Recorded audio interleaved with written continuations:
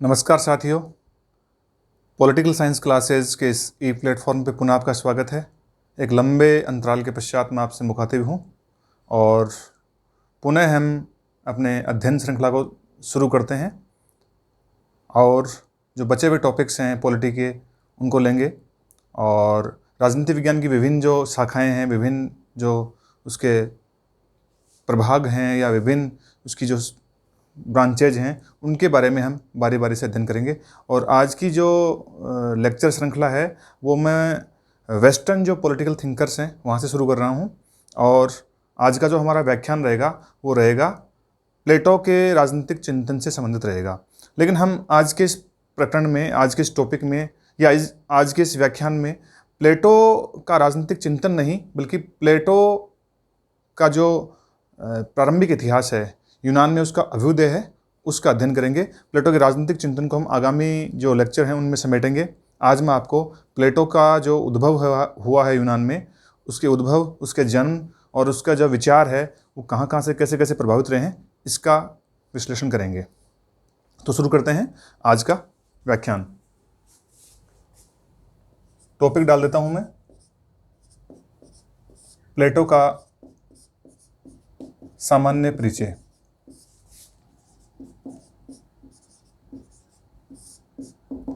देखिए, राजनीतिक चिंतन का जो इतिहास है वो हमें यूनान की धरती से देखने को मिलता है। देखिए, यूनान या हम प्लेटो को जब पढ़ेंगे तो पाश्चात्य चिंतक के रूप में प्लेटो को पढ़ेंगे या वेस्टर्न फिलोसफर के रूप में प्लेटो को पढ़ेंगे या एक ग्रीक दार्शनिक के रूप में हम प्लेटो को पढ़ेंगे। तो हमें इनमें बिल्कुल भी कन्फ्यूज़ नहीं होना है। प्लेटो का जो जन्म हुआ है, प्लेटो का जो चिंतन आरंभ होता है वो यूनान से होता है और बल्कि यूनान के नगर राज्य एथेंस से शुरू होता है। तो इसका हम जैसे ग्रीक दार्शनिक प्लेटो, यूनानी दार्शनिक प्लेटो या यूनानी चिंतक प्लेटो भी आपको कुछ बुक्स में मिल सकता है। तो बिल्कुल भी कन्फ्यूज़ नहीं होना है। प्लेटो का जो जीवन है, प्लेटो का जो शिक्षाएँ हैं वो हमें एक राजनीतिक चिंतक से पहले हमें देखना है कि वो एक दार्शनिक की तरह प्रतीत होते हैं और अपना जो दर्शन है उसका आरंभ करते हैं, उसकी शुरुआत करते हैं। तो मैं सबसे पहले प्लेटो के बारे में आपको सामान्य जानकारी हैं कि यूनान की धरती में पैदा हुए हैं। सबसे पहले मैं आज बात करूंगा आपके सामने, वो बात करूंगा कि प्लेटो का जो दर्शन है, प्लेटोनियन जो फिलॉसफी है उसकी शुरुआत यूनान से या ग्रीस से, जिसको हम इंग्लिश में ग्रीस बोलते हैं यूनान को, उससे कैसे शुरू होती है। और प्लेटो से पहले का जो यूनान है वो कैसा है, प्लेटो से पहले का जो यूनान और उसकी जो एथेंस जो एक नगर राज्य है वो कैसा है, वहाँ का जो राजनीतिक है अभ्युदय है वो किस टाइप का है, कौन कौन लोग हैं जो पूर्वज हैं प्लेटो के, और प्लेटो का दर्शन किन किन लोगों से प्रभावित है, और क्यों हमें ऐसा लगता है कि यूनान की धरती से जो महान दार्शनिक निकले हैं, 3 गुरु शिष्य परंपरा में अगर मैं बात कर लूँ तो सुकरात, उसके बाद उसके शिष्य प्लेटो और उसके बाद में उसके शिष्य अरस्तु। तो हम बात करेंगे कि कैसे दर्शन का आरंभ है वो यूनान की धरती से शुरू होता है या यूनान से शुरू होता है। तो देखिए, पॉलिटी का विषय नहीं है लेकिन फिर भी आपके नॉलेज के लिए मैं बता दूं आपको कि राजनीतिक चिंतन का जो इतिहास है, दर्शन का जो इतिहास है वो यूनान की धरती अपने आप में समेटे हुए है। तो हमें ध्यान देना है, 2-3 ऐसे कारण हैं कि दार्शनिक जो चिंतन है उसका आरंभ यूनान की धरती से होता है, ग्रीस की धरती से होता है। उसके 2-3 मुख्य कारण हैं। उसमें से एक कारण है वो है भौगोलिक कारण। अगर मैं बात कर लूँ भौगोलिक कारण, आप सोचते होंगे कि भाई चिंतन की जो इतिहास है या दर्शन का जो इतिहास है वो हमें यूनान में ही क्यों देखने को मिलता है। जो विशुद्ध या वैज्ञानिक या तार्किक चिंतन है उसका आरंभ यूनान से कैसे होता है। देखिए, एक तो आपको ये जानना है, ज्योग्राफिकल दृष्टिकोण से अगर मैं बात कर लूँ, ज्योग्राफी के दृष्टिकोण से बात करूँ तो यूनान, जो आज यूनान है या ग्रीस जो था, वो अपनी जो प्राकृतिक सुषमा है, अपना जो पर्यावरण है, अपना वातावरण है, उसके लिए बेहद ही मैं मान सकता हूँ कि स्वास्थ्यवर्धक था एक तरह से।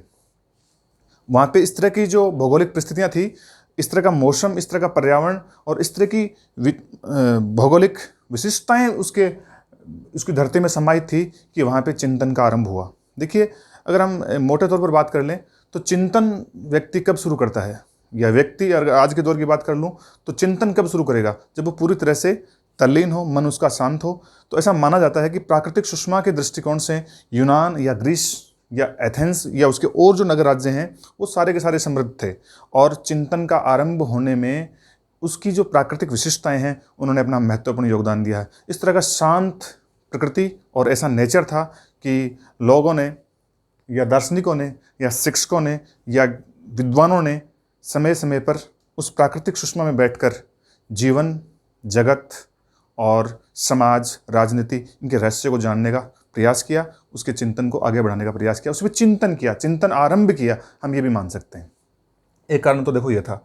दूसरा, अगर भौगोलिक कारणों की ही बात कर लूँ मैं दूसरा, तो भौगोलिक कारणों में एक दूसरा कारण है, अगर आप देखते हैं तो जो ग्रीस है, वर्तमान का जो ग्रीस है, यूनान है, उसकी जो तटरेखा है, भौगोलिक जो तटरेखाएं हैं, वो तटरेखा बहुत लंबी है। इस कारण से प्राचीन यूनान में तटरेखा लंबी होने के कारण बहुत सारे बंदरगाह थे। यूनान पूरे यूरोप का केंद्र होने के साथ साथ पूरी दुनिया से जुड़ा हुआ था, पूरे ग्लोब के साथ उसका अटैचमेंट अच्छा था, तो बहुत सारे पोर्ट थे, बंदरगाह थे। तो व्यापार के माध्यम से बंदरगाहों से क्या हुआ है कि यात्री आए हैं, व्यापार हुआ है, तो उनके साथ वहाँ का साहित्य, बाकी दुनिया का जो साहित्य है, वहाँ का साहित्य, नॉलेज, विज्ञान, ज्ञान, परंपराएं, रिवाज, ये सब यूनान की धरती पर व्यापार के साथ साथ या बंदरगाहों के माध्यम से वहाँ तक पहुँची हैं, और उनका लाभ है वो यूनान के जो प्राचीन विद्वान हैं उन्होंने उठाया है, और यूनान का जो ज्ञान था या यूनानी जो सभ्यता थी उसके उत्थान में हम ये मान सकते हैं कि योगदान दिया है। तो भौगोलिक कारणों में देखिए तो बंदरगाह और जो व्यापार हैं उनका भी महत्वपूर्ण, बंदरगाह एवं व्यापार, ये दो महत्वपूर्ण कारण हैं। इन कारणों को हम इंडिकेट कर सकते हैं कि इन्हीं कारणों से संभवतया यूनान में पश्चिमी या पूरे पश्चिमी जगत में या यूरोप में जो चिंतन है उसकी एक स्वस्थ परंपरा या तार्किक परंपरा शुरुआत हुई, ये हम इसको मान सकते हैं। तो प्लेटो से पहले के इतिहास की हम बात कर लेंगे, प्लेटो का जन्म कब हुआ, उसकी मृत्यु कब हुई। यद्यपि ये पॉलिटिकल साइंस के हिसाब से कोई बहुत ज़्यादा महत्वपूर्ण बातें नहीं हैं, लेकिन हमें एरा जो है, युग है, समय है प्लेटो का, वो कब से लेकर कब तक है वो याद रहना आवश्यक है। तो मैं बात कर लेता हूँ पहले प्लेटो से पहले का जो चिंतन है यूरोप का या इस ग्रीस का या यूनान का, वो कैसा है। तो मैं बात करता हूँ सोफिस्ट की। अगर आपने पॉलिटिकल साइंस में सोफिस्ट शब्द कहीं पढ़ा हो, सोफिस्ट, सोफिस्ट शब्द का ग्रीक भाषा में जो अर्थ है वो है विद्वान या बुद्धिमान।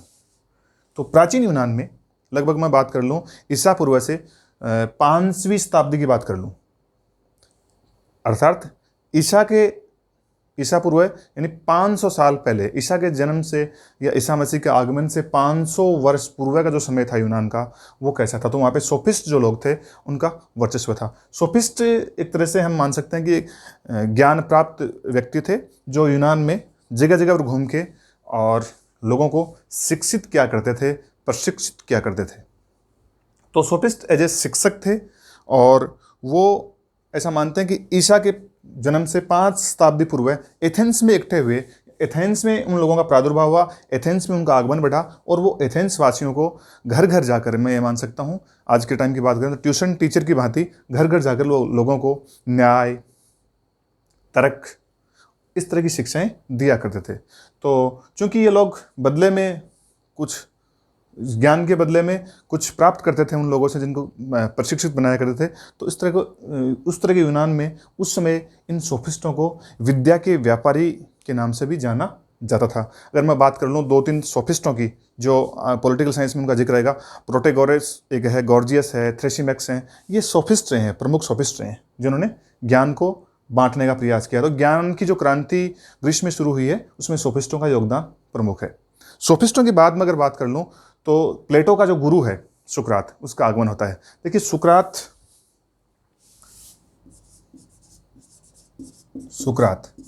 ये प्लेटो के गुरु हैं। सुकरात के मैं काल की बात कर लूँ तो ऐसा मानते हैं कि 470 ईसा पूर्व से लेकर 366 ईसा पूर्व, 470 ईसा पूर्व से 470 से 366 ईसा पूर्व का जो काल है, ये काल है सुकरात का।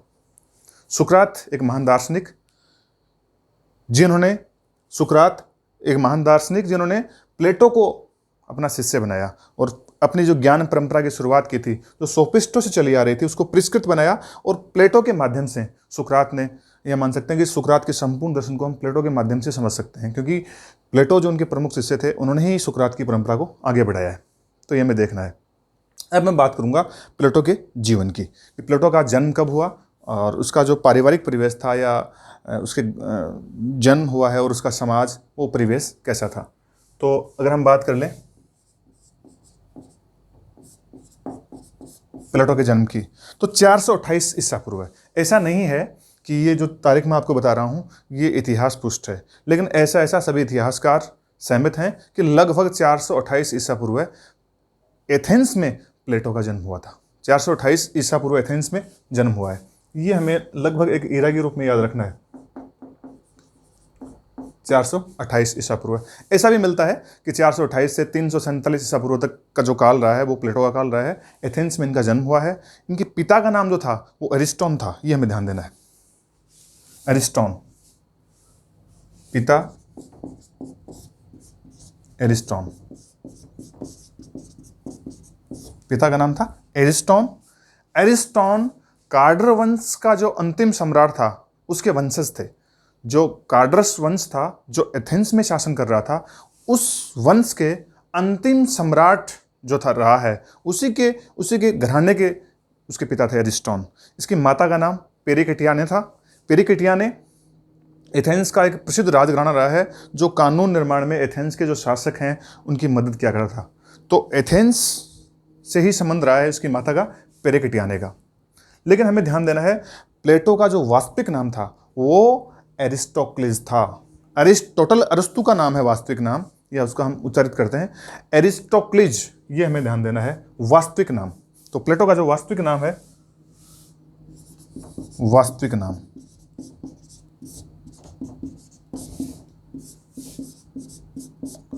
एरिस्टोक्लिज, ये इसका वास्तविक नाम था। अब आपके दिमाग में आता होगा कि जब प्लेटो का वास्तविक नाम एरिस्टोक्लिस था तो प्लेटो उच्चारित हम क्यों करते हैं, या प्लेटो नाम ही पॉलिटिकल साइंस की बुक्स में हमें क्यों मिलता है। एरिस्टोक्लिज है वो पोलिश भाषा का शब्द है, और इसका एरिस्टोक्लिज का जो अर्थ है वो है सबसे अच्छा व प्रसिद्ध, सबसे अच्छा व प्रसिद्ध। लेकिन ऐसा मानते हैं कि जो फिजिकल टीचर था प्लेटो का, एरिस्टोक्लिज का जो फिजिकल टीचर था, शारीरिक शिक्षक था, व्यायाम का शिक्षक था, उसने प्लेटो के जो शारीरिक सौष्ठव है, उसके मजबूत और चौड़े जो कंधे हैं, उन मजबूत और चौड़े कंधों के कारण उसको प्लेटो नाम से उच्चारित किया। सबसे अच्छा व प्रसिद्ध, दोनों सेंस में है, शारीरिक रूप से भी और मानसिक रूप से भी। तो प्लेटो के शारीरिक शिक्षक ने ऐसा मानते हैं कि जो एरिस्टोक्लिज था उसको प्लेटो नाम दिया। एरिस्टोक्लिज किस में बदलता है, प्लेटो में। प्लेटो का जो वास्तविक उच्चारण है, प्लेटो शब्द है उसका जो वास्तविक उच्चारण है वो प्लाटोन है। प्लाटोन, आपको कुछ बुक्स में इंग्लिश में प्लाटोन लिखा, PLATON, प्लाटोन लिखा हुआ मिल जाएगा। वास्तविक जो उच्चारण है प्लेटो का वो प्लाटोन है। तो प्लाटोन जो है वो अरबी भाषा में विकृत रूप से अफलातून हो गया। प्लाटोन प्लाटोन उच्चारित होते होते अरबी भाषा में उसको, प्लाटोन को अफलातून के नाम से उच्चारित किया जाने लगा। अतः प्लेटो का एक तीसरा नाम अफलातून के रूप में भी हमें पॉलिटिकल साइंस में देखने को मिलता है। तो अभी हमें समझ में आया कि एरिस्टोक्लिज जो उसका वास्तविक नाम है, लेकिन लोकप्रिय नाम प्लेटो है जो उसके शारीरिक शिक्षक ने दिया है। वहीं अफलातून भी इसका एक उपनाम है। अफलातून जो नाम है वो अरबी भाषा का है, और अरबी भाषा में ये अफलातून है वो विकृत रूप है, वास्तविक रूप नहीं है। प्लाटोन जो शब्द था सही उच्चारण था प्लेटो का, उसी को बाद में अपभ्रंश होकर अरबी में वो क्या बन गया, अफलातून। तो प्लेटो हैं वो इस इरा में पैदा होते हैं और उसके बाद में वो 3 युद्धों में भाग लेते हैं। ऐसा मानते हैं कि प्लेटो जो है वो 3 युद्धों में भाग लिया और वीरता के पुरस्कार भी उसने जीते हैं। लेकिन प्लेटो के जीवन पे जो सबसे अधिक प्रभाव रहा है, प्लेटो का जो जीवन है वो जिस तरफ मुड़ा है, वो कुछ एथेंस की घटनाओं ने उसमें महत्वपूर्ण योगदान दिया है। हमें देखना है सुकरात की मृत्यु के पश्चात ऐसा भी मानते हैं कि इतिहास काल में जो प्लेटो है वो एक राजनीतिक चिंतक बनना चाहता था, एक राजनीतिक शासक बनना, एक राजनीति का विद्वान बनना चाहता था। लेकिन सुकरात की मृत्यु के पश्चात ऐसा मानते हैं कि प्लेटो ने अपनी रुचि राजनीति से हटाई और अपना पूरा का पूरा ध्यान दर्शन में लगाया, और एक दार्शनिक के रूप में प्लेटो आज हमारे बीच हैं। राजनीति से रुचि हटने का जो प्रमुख कारण हमें मिलता है वो मिलता है सुकरात की मृत्यु। सुकरात की जो मृत्यु है वो एक ऐसा ऐतिहासिक वृत्तांत है जो हम अनेक बुक्स में, न केवल इतिहास की, पॉलिटिकी, बल्कि बहुत सारी बुक्स में हम पढ़ने को हमें मिलता है। ऐसी ऐतिहासिक मान्यताएं हैं कि सुकरात जो कि एक बहुत ही ज्ञानी पुरुष के रूप में उस दौर में यूनान में प्रसिद्ध हुए थे। उन्होंने क्या करा, अपने ज्ञान को एथेंस के युवाओं में या यूनान के या ग्रीस के युवाओं में प्रचारित किया। उसने धर्म की जो कुछ नैतिक मान्यताएं थी उनका खंडन किया। सुकरात ने अपने ज्ञान के माध्यम से क्या करा है, वैज्ञानिक क्रांति करने का प्रयास किया है। और एथेंस के प्रजातांत्रिक शासन, आप लोगों ने इतिहास में पढ़ा है कि प्रजातंत्र का जो उद्भव है, लोकतंत्र का जो उद्भव है, वो सबसे पहले हमें कहाँ देखने को मिलता है? लोकतंत्र का हमें एथेंस में देखने को मिलता है। लेकिन आप ध्यान दीजिएगा, एथेंस का वो लोकतंत्र जो सुकरात के समय में था, वो आधुनिक लोकतंत्रों की तरह नहीं था, लेकिन वहाँ पे मोटे तौर पर न्यायाधीश, कानूनविद, इनका चुनाव जनता के द्वारा किया जाता था।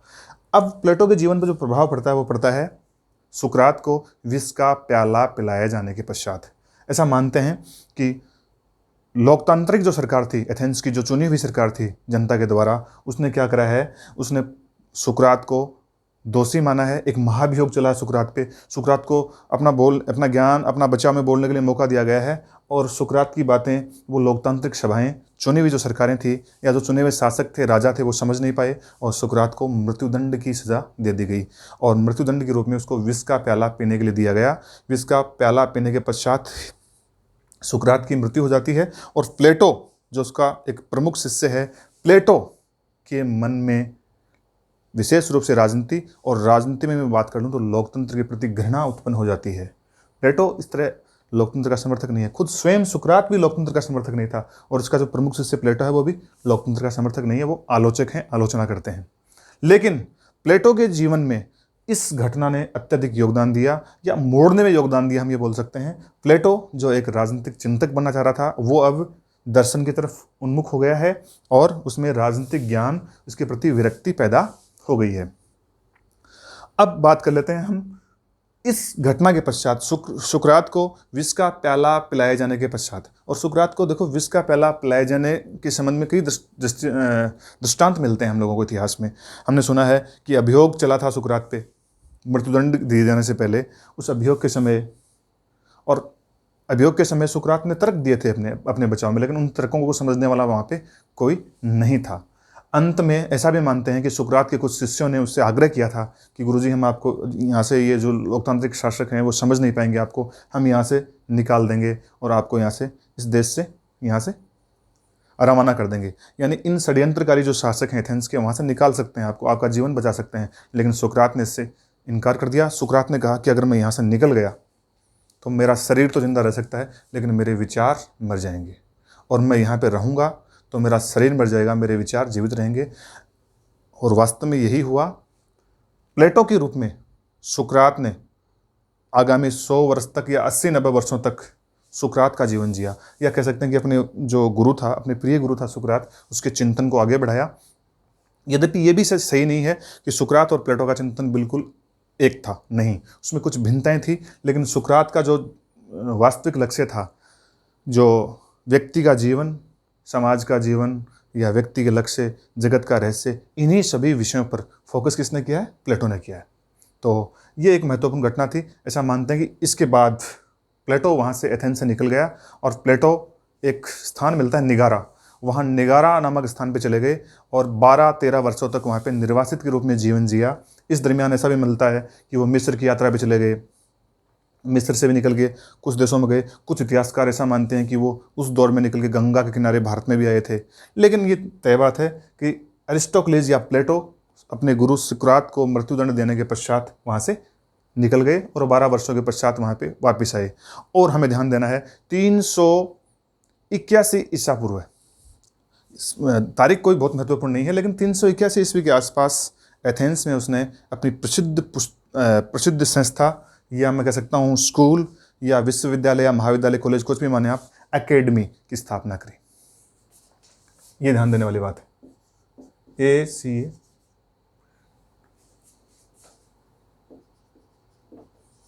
एकेडमी या अकादमी, या कुछ जगह द एकेडमी मिलता है, ये उच्चारण भी मिल सकता है आपको, द, ये भी मिल सकता है। इसकी स्थापना करी। ऐसा मानते हैं कि 40 वर्ष तक प्लेटो ने यहाँ पे अध्यापन, एक शिक्षक के रूप में अध्यापन करवाया है, और दर्शन की शिक्षा, विशेष रूप से राजनीतिक शिक्षा, न्याय की शिक्षा, तर्क की शिक्षा और खगोल की शिक्षा यहाँ पे प्रदान की है। इस एकेडमी के बारे में आपको याद रखना है कि एकेडमी जो है, ऐसा मानते हैं कि ये प्राचीन यूरोप का प्रथम विद्यालय या प्रथम विश्वविद्यालय था, और ज्ञान का बहुत बड़ा केंद्र था। द एकेडमी में प्लेटो ने लगभग अपने प्रसिद्ध या अपने प्रिय अरस्तु जैसे शिष्य के साथ साथ बहुत से एथेंस वासियों को प्रशिक्षित किया है, ये हमें ध्यान देना है। एकेडमी का जो छात्र था, प्रिय छात्र था, वो अरस्तु था। अब आपको ध्यान देना, एकेडमी में प्रवेश के लिए एक शर्त थी। प्लेटो का मानना था कि जो छात्र, ऐसा मानते हैं कि एकेडमी की जो मुख्य दीवार थी उस पर लिखवाया गया था कि जो छात्र ज्यामिति, रेखागणित या अंकगणित या गणित नहीं समझता है उसको एकेडमी में प्रवेश नहीं मिल सकता। तो एकेडमी के रूप में प्लेटो के जो विचार हैं वो हम सब के सामने आए, ये ध्यान देना है। प्लेटो के गुरु सुकरात के जो विचार हैं वो हमें जनश्रुतियों के माध्यम से ही, या उसका एक शिष्य मानते हैं जेनोफोन नाम था, जेनोफोन के माध्यम से मिलते हैं। सुकरात ने कोई व्यवस्थित चिंतन के रूप में अपनी बुक्स या अपने साहित्य को कोई लिपिबद्ध नहीं किया, क्रमबद्ध नहीं किया है, लेकिन जेनोफोन के माध्यम से हमें सुकरात के विचार देखने को मिलते हैं। अब मैं बात कर लूँ प्लेटो की 2-3 पुस्तकों की। यद्यपि प्लेटो ने अपने संपूर्ण काल में 36 से अधिक रचनाओं की पुष्टि की है, रचनाओं को लिखा है, समाज शैली में या दूसरी शैलियों में, द्वंदात्मक शैली में लिखा है, लेकिन 3 ऐसी पुस्तकें हैं प्लेटो की जो प्लेटो के राजनीतिक चिंतन के साथ जुड़ी हुई हैं, और हमें विशेष रूप से प्लेटो के राजनीतिक चिंतन को इंगित करने वाली इन्हीं 3 पुस्तकों पर नज़र रखनी है। इन 3 पुस्तकों में जो विचार दिए गए हैं वही हमारे पॉलिटिकल साइंस के पढ़ने के प्रमुख विषय रहेंगे। तो द रिपब्लिक उनकी फेमस बुक है, द रिपब्लिक एक। बाद में मैं बात कर लूँ स्टैट्समैन,